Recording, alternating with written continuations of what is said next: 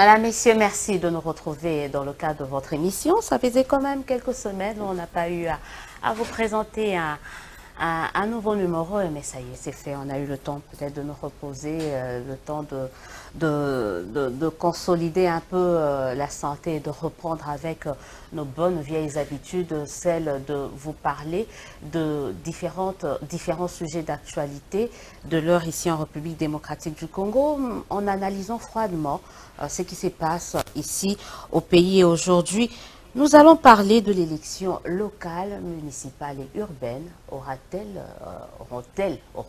lieu ou pas? Parce que 6 mois après les élections présidentielles, législatives, nationales et provinciales, on n'entend plus parler de ces élections, mais il y a des groupes, il y a des structures qui tiennent mordicus à ce qui est ces élections. Nous essayons de parler de ça dans le cadre de cette émission. Pour ce faire, j'ai le plaisir de recevoir un jeune. Ils sont de plus en plus nombreux à vouloir parler de ce sujet. Monsieur Simon Niakou, bonsoir et bienvenue. Bonsoir, madame. Coordonnateur de l'ASBEL, De la plateforme Bokeseni. La plateforme politique. Effectivement. Bokeseni, je vous disais au début, je cherchais à savoir Bokeseni, c'est la différence en français. Pourquoi la différence ou pourquoi Bokeseni? Bokeseni, comme le mot le dit, la différence, ça résume, c'est le seul mot qui pouvait résumer tout notre projet. C'est le seul mot qui pouvait résumer toutes nos ambitions. Parce que l'objectif pour nous, partant d'un constat évidemment négatif par rapport à la situation de notre pays, nous avons l'impression comme si les efforts qui sont en train d'être fournis aujourd'hui ne sont pas adéquats par rapport aux solutions qu'il faut apporter. C'est comme ça que nous nous sommes réunis pour nous dire, pouvons-nous réfléchir autrement? Pouvons-nous agir autrement? Pouvons-nous poser des actes différents? Pouvons-nous appliquer des méthodes différentes? Pouvons-nous avoir un comportement différent et des actions différentes pour le bien de notre pays? Ça fait beaucoup de questions et dans beaucoup de domaines à la fois. Apparemment, tout est à refaire ici. Ça fait beaucoup de questions, mais c'est à la taille de notre pays. Est-ce qu'il y a une question particulière? Je veux bien, parce que vous savez, c'est qu'on dit qui trop embrasse, mal y train quand même. On ne peut pas se poser autant de questions dans des domaines aussi diversifiés que regorge notre pays. Et à voir, il faudrait, peut-être vous auriez dû penser à commencer par un secteur et se poser des bonnes questions, des différentes questions par rapport à ces secteurs-là. Oui, non, je pense que la méthodologie est celle-ci. Il faut d'abord avoir le problème dans sa globalité pour parvenir à trouver par quel point vous pouvez commencer. Et c'est ce que nous avons fait. Nous avons trouvé, et là, nous avons pu analyser la situation générale de notre pays et nous avons trouvé les axes que nous avons trouvés prioritaires par rapport à nous. Et dans ce sens-là, nous avons trouvé qu'en grande partie, le problème que nous avons dans notre pays, pour la plupart, sont des problèmes qui peuvent trouver leur solution par un engagement politique. On peut aujourd'hui avoir des structures associatives, c'est bien d'être des groupes de pression pour influencer les décisions d'hommes politiques, mais encore faudrait-il qu'ils vous écoutent. C'est comme ça que nous sommes dit, nous souffrons des problèmes politiques, il faut également que nous soyons en mesure d'apporter des solutions politiques à ce problème. Par affaire de constat, on voit que la méthodologie reste la même que celle utilisée par, je peux dire, vos prédécesseurs. Ceux qui ont inventé le mouvement bien avant vous, ils ont pratiquement la même définition, ils ont eu à faire pratiquement les mêmes constats, à se poser pratiquement les mêmes questions que vous. Effectivement, dire que c'est le même schéma, je ne pense pas, et vous verrez bien la différence bientôt. Mais il faut aussi qu'on soit pragmatique, c'est qu'on ne va pas inventer la roue. On ne peut pas partir sur la base que tout le monde s'est trompé totalement. Notre démarche était de savoir où est-ce que les autres se sont trompés, qu'est-ce qui n'a pas marché. Et je pense que quand on part sur cette base-là, on est en mesure de pouvoir analyser vraiment froidement et trouver les solutions qu'il faut. Quand vous parlez de là où les autres se sont trompés, vous faites allusion à qui? Aux vieux ou aux jeunes qu'on a vus aujourd'hui évoluer dans des mouvements citoyens? Je pense que ça va dans les deux cas. Parce que si vous analysez l'histoire de notre pays, vous vous rendrez compte qu'à chaque époque, il y a toujours des groupes des jeunes qui s'opposent à la politique de leurs aînés. On peut repartir même en 1960. Vous trouvez le collège de commissaires généraux qui étaient des jeunes qui s'opposaient à ce que les pères de l'indépendance faisaient, et ainsi de suite. Et ça continue jusqu'aujourd'hui. Mais très souvent, vous vous rendrez compte qu'il y a des jeunes, une génération jeune, qui s'oppose à ce que font leurs aînés, mais comme le temps n'obéit à personne, il viendra un temps où c'est cette même génération qui arrive au pouvoir, mais on lui reproche les mêmes choses qu'elle reprochait aux aînés de leurs époques. C'est cyclique, au fait. Ça devient comme, évidemment, ça devient cyclique, mais nous nous sommes dit, il faut qu'on brise ce cycle infernal. Sur le plan pratique, voilà. Justement, comment? Il ne suffit pas de le dire encore. D'abord, je l'ai dit que nous avons analysé la situation et nous avons trouvé quelques pistes de solutions. Premièrement, nous nous rendons compte que on forme beaucoup plus la science, l'instruction, mais on se base très peu sur la conscience de ceux qui doivent nous diriger. Il y a le cours d'éducation à la citoyenneté quand même. Le cours d'éducation à la citoyenneté, aller aux écoles, il y avait le civisme. Aller dans les écoles et dans les civismes, vous vous rendrez compte combien ce cours a un caractère presque aléatoire. Et encore que, moi j'ai toujours l'habitude de dire qu'on n'apprend pas à nager dans un auditoire d'université. Si vous voulez apprendre à nager, vous devez aller dans l'eau. Vous n'allez pas apprendre à gérer votre pays en étant à l'université. Vous devez apprendre à gérer votre pays en étant au cœur de tous les enjeux de votre pays. En étant sur terrain, en voyant les problèmes qui se passent, en côtoyant les gens de tous les jours. C'est comme ça que nous nous sommes dit, là où nous pouvons apporter la différence, c'est à ce niveau-là. Comment faire en sorte à ce que les jeunes aujourd'hui qui aspirent à diriger leur pays demain peuvent se préparer, mais en étant très proches de la population, très proches des problèmes quotidiens de la population. Et c'est ce qui nous a conduit évidemment à nous intéresser aux élections locales. Voilà. Bah, vous estimez que le jeune ne doit pas commencer tout de suite au-dessus de l'échelle, il doit commencer en bas de l'échelle, apprendre et ensuite monter graduellement jusqu'à atteindre les hautes sphères de la République. Effectivement, l'impréparation, c'est quelque chose dont nous avons beaucoup souffert dans notre pays et nous en souffrons encore aujourd'hui. Nous avons entendu pendant ces élections plusieurs jeunes qui se lançaient sous les slogans « Jeunes vote jeune ». C'est bien, mais jeunes avec quelle compétence, jeunes avec quelle expérience, jeunes avec quelle conscience. On prône le mot « jeune » comme si c'était synonyme de sainteté, et ça ne l'est pas. Les jeunes corrompus, il y en a. Les jeunes médiocres, il y en a aussi. Donc il ne suffit pas d'être jeune pour être porteur d'espoir. C'est comme ça que nous estimons qu'il faut commencer au bas de l'échelle, avoir le temps de constater ses erreurs, se préparer, se former, se corriger et surtout acquérir de la conscience nécessaire qu'il faut pour servir son pays.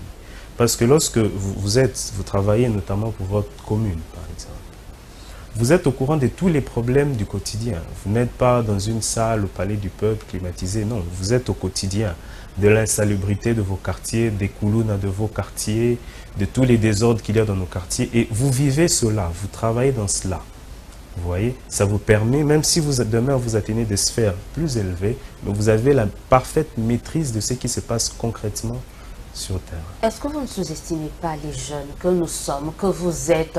On voit en France, par exemple, un François Macron, 38 ans ou 35 ans, et il a déjà été président de la République. On a eu dans ce pays un président qui avait à peine 29 ans. Devrons-nous commencer en bas de l'échelle pour montrer de quoi on est capable? Oui, quand vous donnez les deux exemples que vous avez donnés, et si vous pouvez même le décortiquer, vous vous rendrez compte que Macron, 35 ans président de la République, mais avant ça ministre de l'économie, avant ça il a eu à occuper des fonctions qui l'ont dans une certaine manière préparé à faire ce qu'il fait aujourd'hui.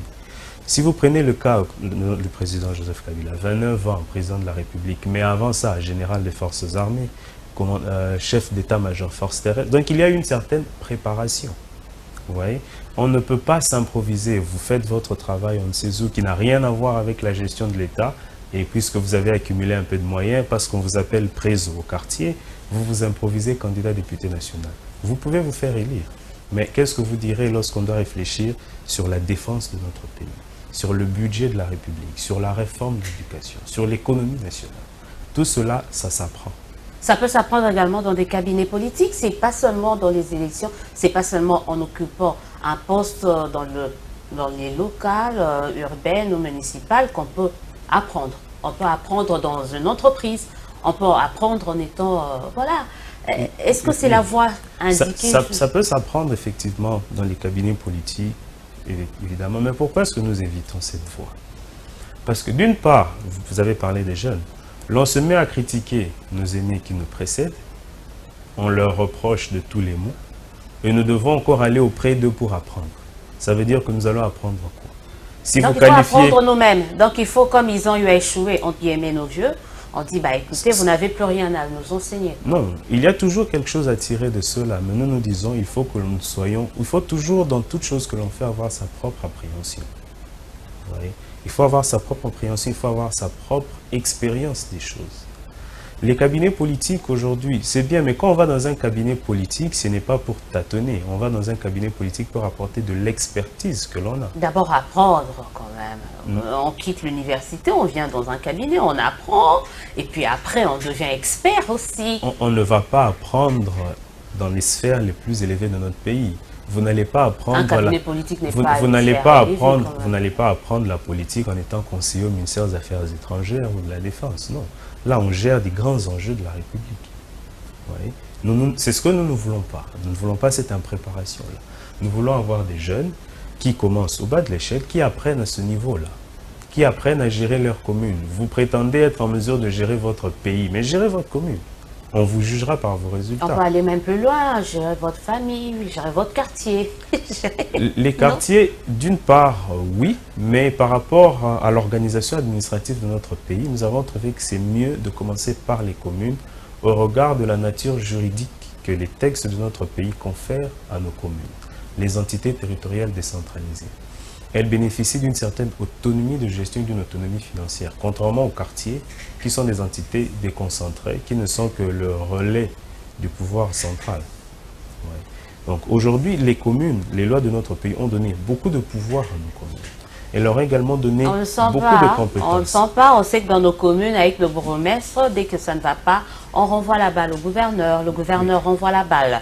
Et du coup, on se retrouve avec un président de la République assez surchargé, oui, qui doit tout gérer au fait. On ne peut pas le sentir actuellement, parce que les entités territoriales de notre pays ne fonctionnent pas encore comme les lois de la République le voudraient. Il existe dans ce pays une loi qui fixe le fonctionnement des entités territoriales décentralisées. Pour les cas de communes, parce que c'est de ça que nous sommes en train de parler, la loi prévoit que dans chaque commune, il doit y avoir un conseil municipal, un conseil communal, composé des conseillers communaux qui sont élus directement par la population. Ce sont ces conseillers communaux qui votent pour le bourgmestre et son vice-bourgmestre, son bourgmestre adjoint.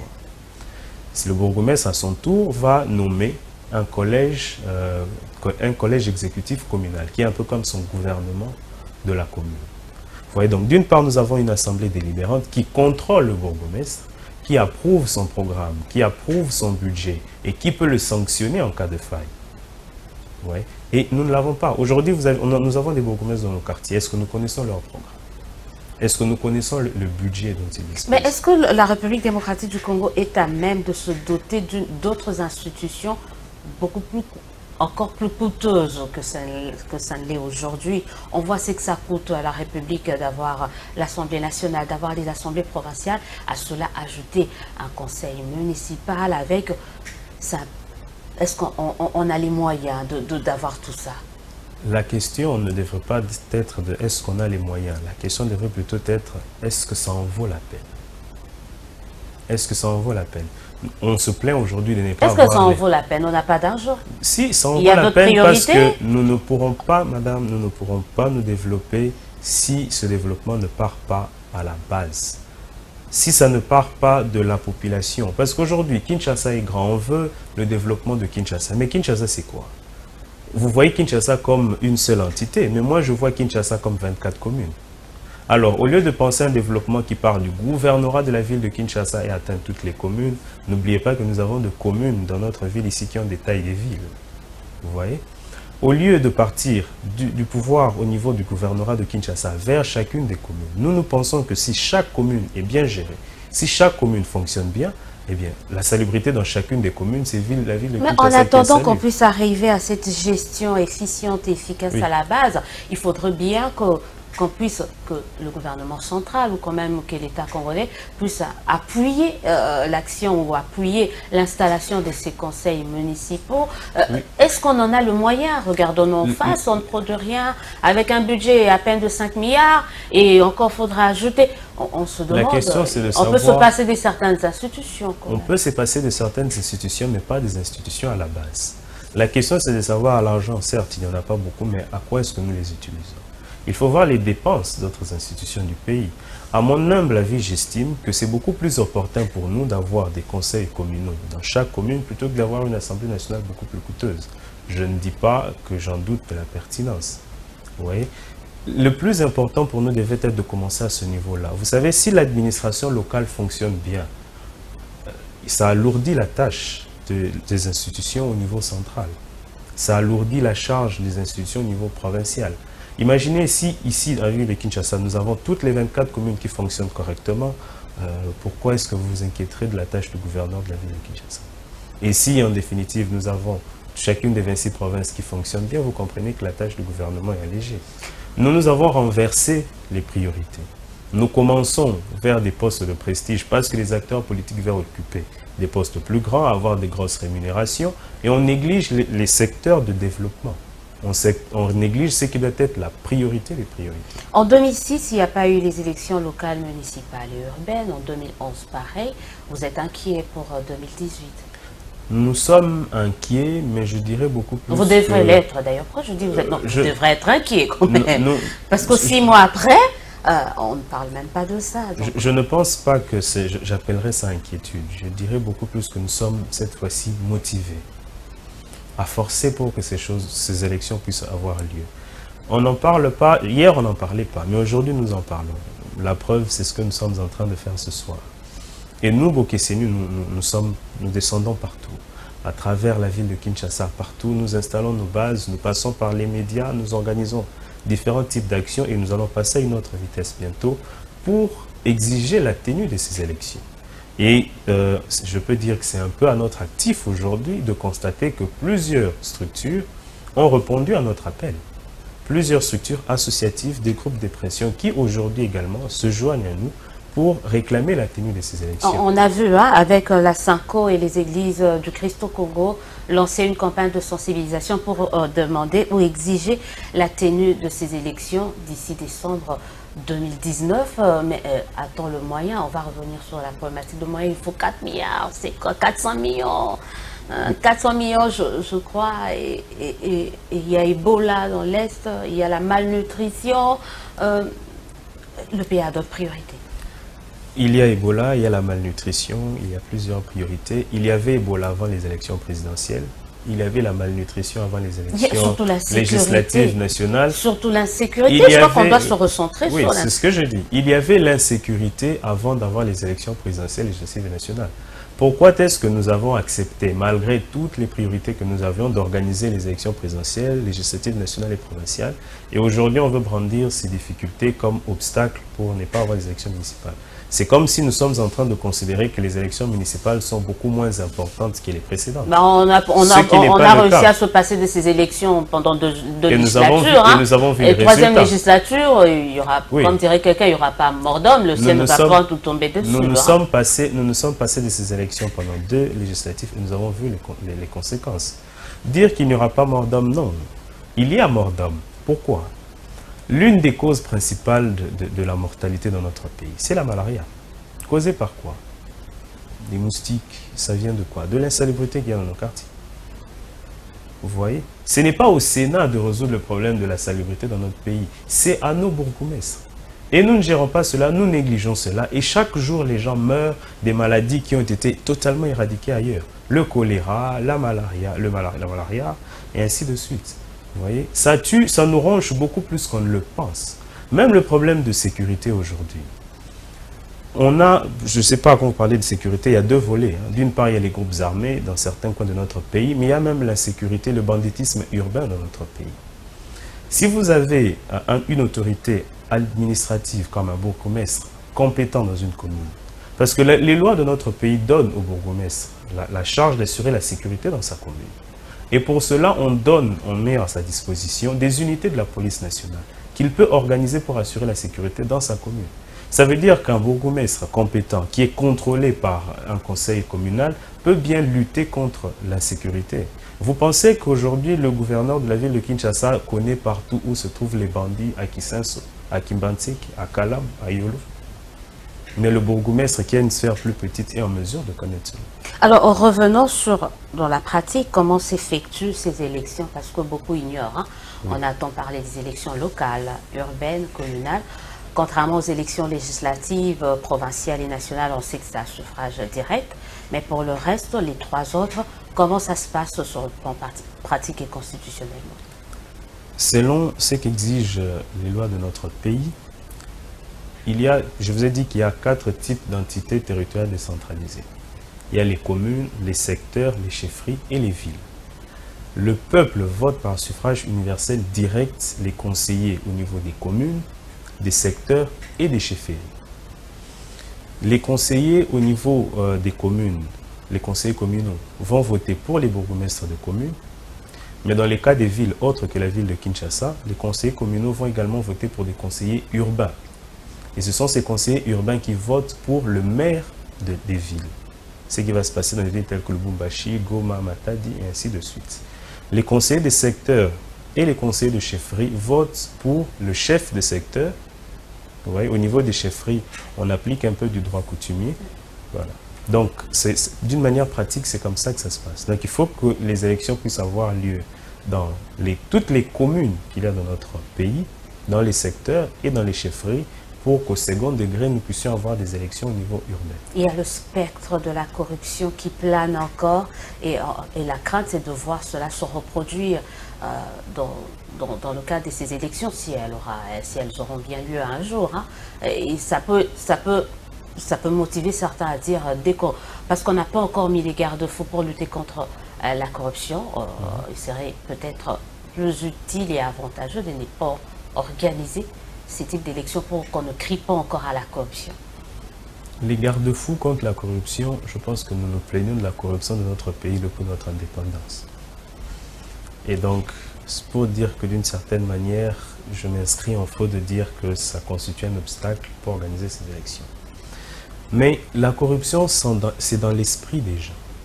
Qui est-ce que les partis politiques... Dans les faits aussi, hein? Non, on a vu, pour être sénateur, il faut 20 000 $. C'est ce que j'ai dit. Et 80 000, certains... Le mal, c'est dans l'esprit des gens. Pour qui est-ce que nous votons?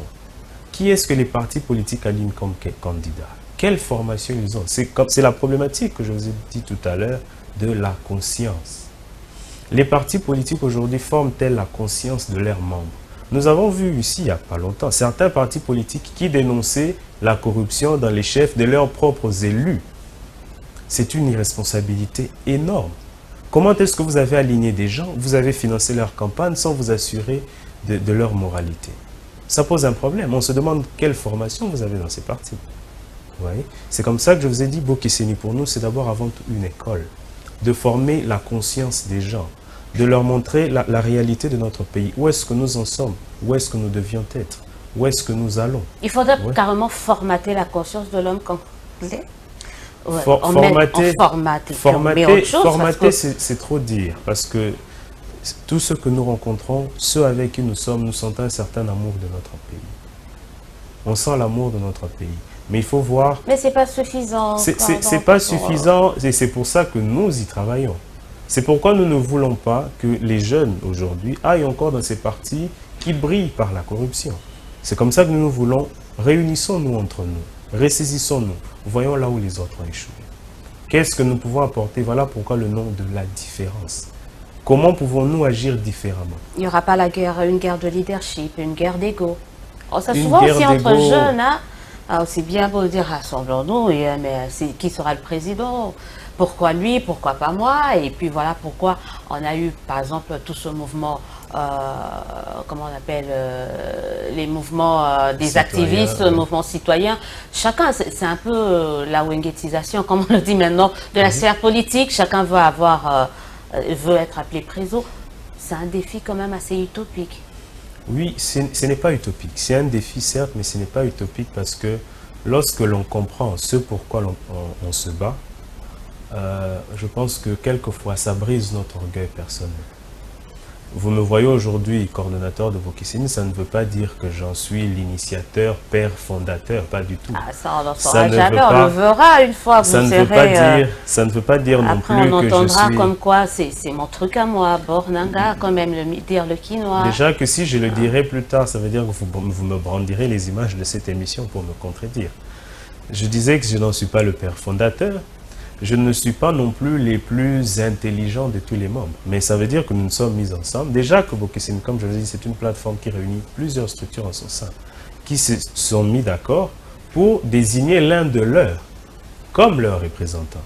Parce que entre nous, nous travaillons à l'interne. Mais en plus de cela, par rapport à cette guerre d'ego, qu'est-ce que nous gagnons en voulant être des grands rois dans des petits royaumes, plutôt que de nous mettre ensemble?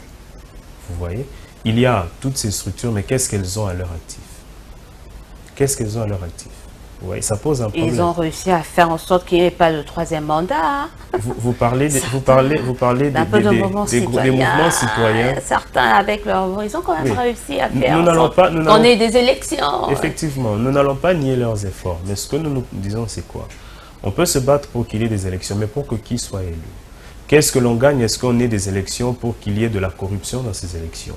Qu'on fasse élire certains que l'on qualifierait encore demain des médiocres. C'est pourquoi, tout en reconnaissant évidemment le mérite de tous ces mouvements citoyens qui ont milité pour qu'il y ait des élections, nous nous disons, le défi pour nous, c'est de continuer évidemment sur cette voie pour faire en sorte d'aligner maintenant les candidats qu'il faut pour les élections. Mais comme vous avez dit, on s'est battu pour les élections, mais pour élire qui? Parce qu'à la fin, on se retrouve avec des...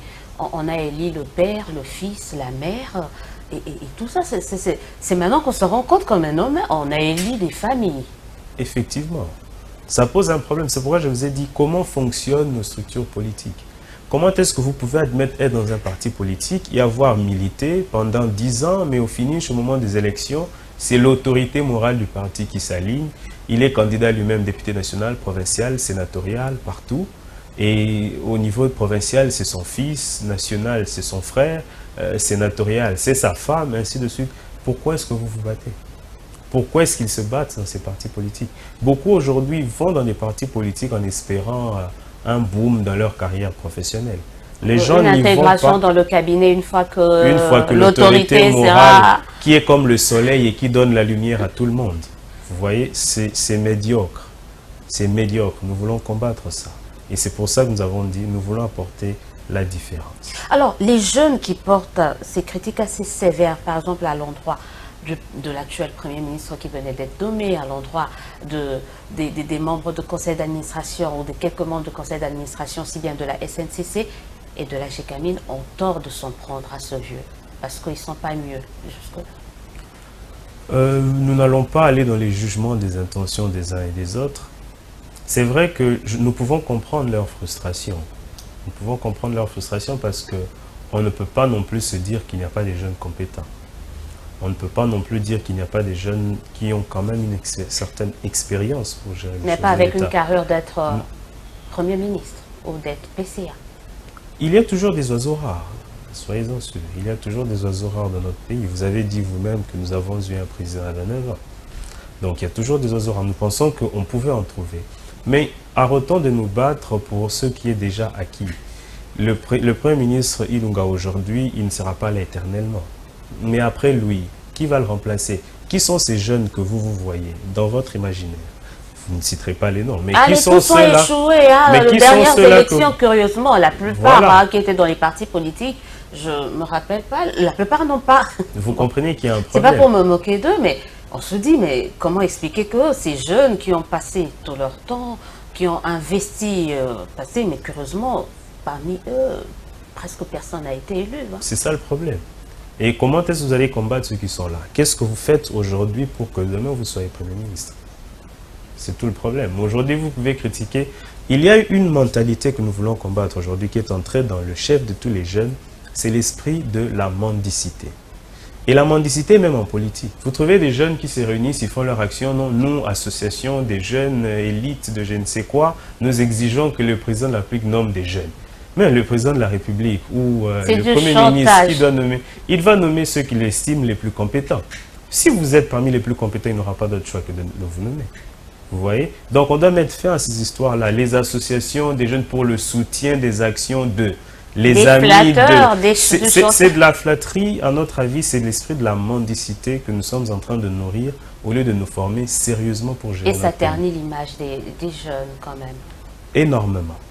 Alors on va très bien, on va pratiquement terminer. Donnez-nous le programme de Bokesseni. Vous avez dit tout au début qu'il y a beaucoup d'actions qui sont en train d'être menées. Vous comptez entamer une phase décisive ou intensive. En quoi consistera ces différentes phases? Déjà, rassurez-vous que nous n'allons pas dévoiler toutes nos stratégies à la télévision, bien que vous le découvrirez au fur et à mesure. Mais déjà, ce que nous faisons aujourd'hui, c'est que nous continuons de nous implanter dans plusieurs communes. Notre objectif, ce n'est pas de faire beaucoup plus de bruit. Nous n'avons pas l'intention de paraître grand. Nous voulons être grands. Nous continuons de nous implanter dans différentes communes de notre pays et dans différentes communes de notre ville. Et déjà, aujourd'hui, nous sommes en mesure de nous implanter dans d'autres provinces de notre pays. Nous sommes déjà dans la province du Congo central, nous sommes dans la province du Nord Kivu. Nous allons, dans les jours à venir, installer nos bureaux dans les provinces de Kwilu et du Kwango.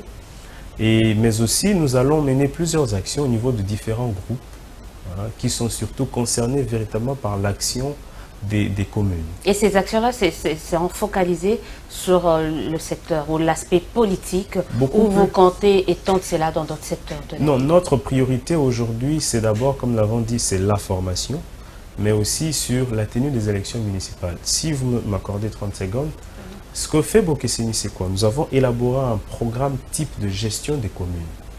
Nous avons un programme que nous adaptons évidemment à chaque commune. Comment est-ce qu'une commune dans notre pays peut être gérée? Quels sont les axes prioritaires? Comment est-ce qu'elle peut mobiliser les recettes? Comment est-ce qu'elle peut les utiliser de manière efficiente pour assurer le développement? Et nous comptons les vulgariser, former des gens pour ça, de sorte à ce que ceux qui seront élus à ces postes-là ne viendront pas pour tâtonner, mais ils viendront pour appliquer un programme sur lequel ils auront discuté et qu'ils auront élaboré eux-mêmes. Et vous pouvez déjà dans l'autre temps contacter l'actuel gouverneur de la ville pour lui soumettre ce projet. C'est un projet qui concerne les communes, qui sont des entités territoriales décentralisées. Les communes, il peut s'inspirer de ça pour voir, en attendant qu'il y ait des élections. Il gère les communes sur base de quel mécanisme légal ou constitutionnel? Nous suivons ce que dit la loi. Ce sont ceux qui vont gérer les communes en fonction de la loi qui devront appliquer ces programmes-là. En tout cas, merci d'avoir été de notre ce soir. On attend, on espère qu'on aura ces élections-là d'ici la fin de l'année, comme le souhaitent non seulement vous, mais également certaines autres structures, organisations qui tiennent à ce que le développement de la RDC part de la base au sommet. Voilà. Merci Simon Niakou, coordonnateur de la plateforme Bokesseni, d'avoir été avec nous ce soir. On remercie les téléspectateurs qui nous ont suivis. Appelez-nous, écrivez-nous pour vos réactions. Vous suivrez cette émission en rediffusion lundi à 11 h sur Congo Web, mais déjà en ligne sur notre chaîne YouTube, magazine UHC. Écrivez-nous, vos suggestions, on sera toujours là pour vous. En attendant, nous vous souhaitons de passer une excellente suite de programme. On se dit au revoir et à très bientôt.